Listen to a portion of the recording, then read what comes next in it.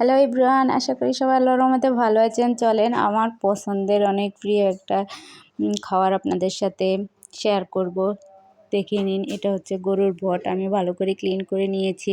তারপর আমি একটা ফ্রাই প্যানের মধ্যে তেল দিয়ে পেঁয়াজের সাথে আদা রসুন ভেজে নিয়েছি। আর একে একে হলুদ, মরিচ, গরম মশলা, জিরার গুঁড়া, লবণ সব কিছু একসাথে ভালো করে হালকা একটু পানি দিয়ে কষিয়ে নেব। তারপর তেল ভেসে ওঠার পরে আমি এখানে ক্লিন করা এই বটগুলো দিয়ে দিব।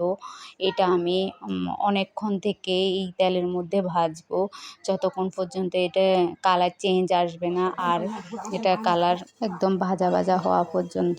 তো আমি লাস্টে একটা স্পেশালি একটা মশলা ছিল, ওইটা হাতে বানানো, ওটা আমি দিয়ে দিলাম। তো এটা দেওয়ার পর আমি আবারও এটাকে অনেকক্ষণ শুকনো শুকনো করে ভাজবো তেলের উপরে।